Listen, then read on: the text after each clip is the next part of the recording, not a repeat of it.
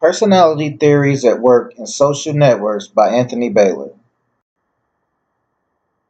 For this assignment, I will use one of my lifelong friends who I will call Mr. Adams. Mr. Adams is 31 years of age. I have known him since we were children. The chosen social platform I will use is Facebook. Mr. Adams is a very talented keyboard player. He has been playing at his father's church since he was 10 years old. He never had to take many lessons. He is just musically inclined. He can play just about any song just by hearing the music. Because of this, he is very known as a musician.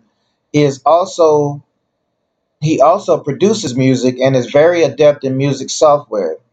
He has a website that he sells instrumentals for artists to purchase. Mr. Adams loves music and focuses on it solely. His parents would like for him to have more realistic goals, such as going back to school and pursuing a job other than what they call a work from home type of career in music.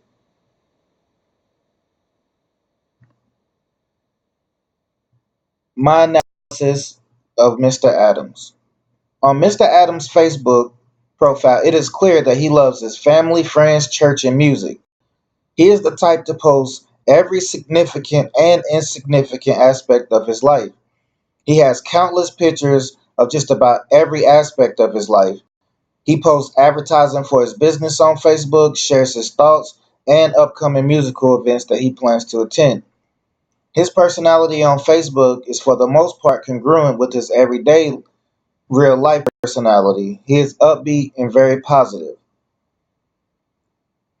Uh, some other things about Mr. Adams that can be clearly noted from his everyday personality and his Facebook personality is that he's extroverted, he's consistent, he cares deeply about his health, he's well known for being generous, he's empathetic, he can be very stubborn.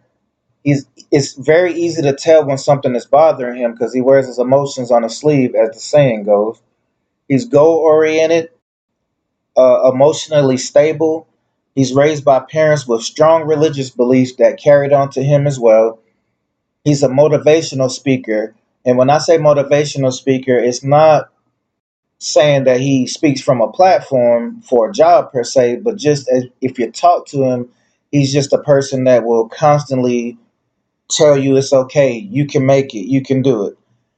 He also has a heavy emphasis on choices. Uh, just talking to him for any short period of time, you would know that he's a person that believes in choices.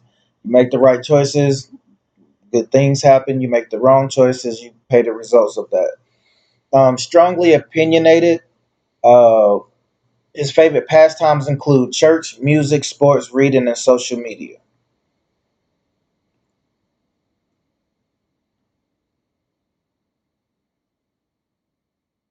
Okay, for this assignment, I chose the framework of psychodynamic perspective.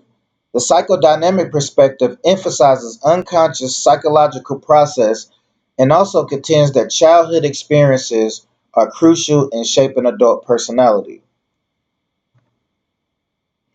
First, I would like to speak about the core assumptions of psychoanalysis, and then I'll speak how they apply to Mr. Adams. Core assumption one: psychodynamic theories state that most of psychological procedures happen outside of our conscious awareness. Core assumption number two believes that childhood plays a role in shaping personality. Core assumption three suggests that nothing in mental life happens by chance, that there is no such thing as random thought, feeling, motive, or behavior. Now, core assumption one applied to Mr. Adams. Mr. Adams grew up in a church environment where preaching, singing, and congregation was a big factor of his everyday life. Without realizing this way of life, Without realizing it, this way of life was planting seeds in his unconscious and helping to shape his personality. His father often spoke of political issues during his church sermons, which could explain Mr. Adams' internal interest in political aspects of our society. Core assumption two applied to Mr. Adams. Witnessing Mr. Adams as we have grown up together, I can say he is a very consistent person. He acquired this from his parents. They are upstanding people who are full of knowledge. They are motivators, and so is Mr. Adams. His personality almost perfectly resembles his father's. They are the type of people who will not let you remain sad around them. They are natural helpers. According to Mr. Adams, his early experiences as the youngest sibling of two older sisters helped him learn how to relate to women in his adult life. He often praises his sisters on his social media platform and holds them in high esteem. Core assumption 3 applied to Mr. Adams. An example of this could be Mr. Adams' choice to pursue music despite his parents' wishes. He learned to follow what he believes in from them. Even though they disagree, he is stubborn and is vocal about his beliefs. The early observations of his immediate surroundings and perhaps genetics have shaped his personality to be this way. He is a person who will do things how he wants. Now, just for a little personality comparisons of Mr. Adams' Facebook profile and what I'll just say is his everyday normal life. Once again, as I say, he posts frequently, uh, has pictures of many social events. He's There's very rare times that you won't see him smiling, and basically all his pictures on Facebook shows smiles. He's very outspoken. He's family oriented. As mentioned before, he's charitable, social justice advocate. Any touching, basically, even overseas problems and as well as abroad. He's just like tuned into that thing. He follows the websites and, very active on social media when it comes to social justice. As I spoke before, he's musically inclined, which you can very well see as soon as you click on his profile. Very business oriented. Even though his parents, disagree with his choice of career, it's not like he just sit back and doesn't pursue it very hard, and he makes really good money from doing it. And one thing you'll see from him is he doesn't shy away from controversial posts. If someone responds to one of his posts, it's almost automatic that he will respond back and not so much argue, but state his opinion and what his beliefs are. In his everyday life, these things that can be seen on Facebook kind of transfers over to his everyday life. Like I said, he attends many church and social events, taking pictures all the time, always smiling. Um, to show like his charitableness, he teaches piano at the church for free in his spare time for children that really want to learn and adults as well. Talks to strangers easily.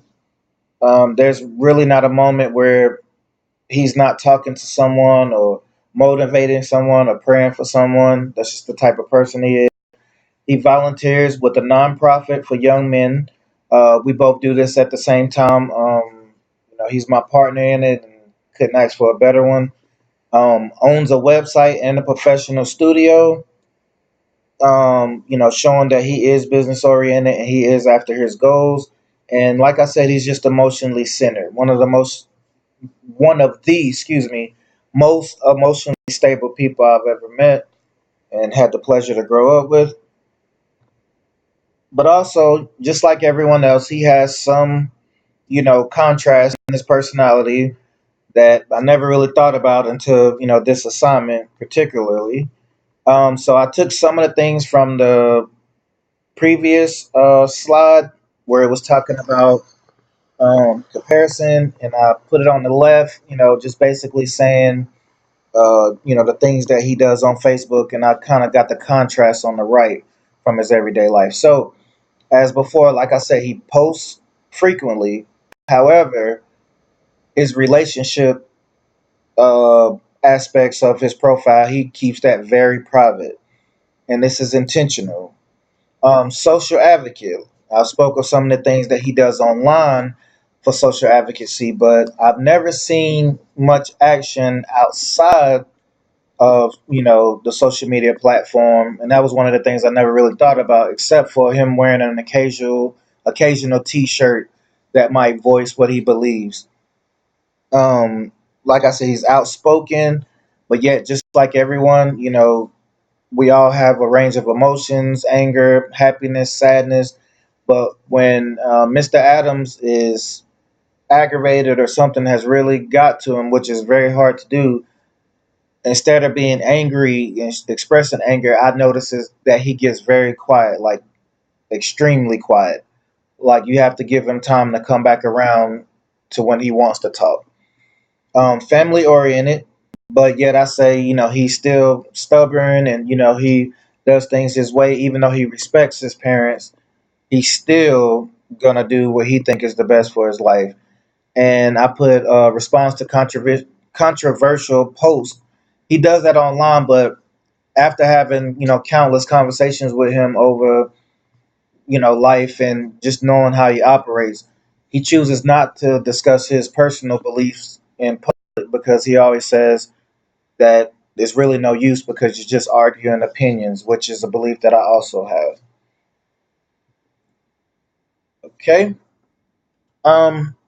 Now, to talk about the comparison and contrast explained a little more, and to kind of find out why psychodynamic, what they have to say about why people have similar qualities, in this case to their Facebook posts and different at other times in their everyday life. What psychodynamic says about these things is I got three, the three principles of psychodynamic, meaning id, ego, and the superego. But I also have a quote, just talking about the behavior aspect of psychodynamic. So it says psychodynamic formulations of human behavior begin with the inevitability. Excuse me, I think I said that right. Of conflict, both intrapsychic and intrapersonal. To speak of conflict in this way is simply to note that humans are complex beings, capable of having incompatible goals and engaging in inconsistent actions. And I can see that in my everyday life. I mean, you have all the intentions of doing certain things, but at different times, just the way you deal with your emotions, you might do something very contrary. And my friend Mr. Adams is no different. Like I said, on one line online he is a social advocate, but in everyday life he chooses to not engage in those type of conversations with people. So now, also what can explain comparison and contrast and behavior is the core, you know, what you want to say, Freudian principles of id, ego, and the super ego. The id is the source of all biological impulses and drives, including hunger, thirst, and sexuality. Humans are not aware of its matters and purposes. The ego develops to permit more effective transactions with the environment. In contrast to the id, the ego is governed by the reality principle, which aims to postpone gratification until an appropriate object is found. And the superego is the eternal representation of the values, norms, and prohibitions of an individual's parents and society. It has two components: conscious, which both punishes the person for engaging in forbidden actions and thoughts, and rewards acceptable conduct. And that is the end of my presentation. I would like to say that this assignment was very enlightening, and just the end analysis part was my favorite because it allowed me to look outside of myself and to observe someone that I hold very dearly and look up to in very many ways. And I thank you guys for listening. I hope you have a blessed day and a great rest of the semester. Thank you.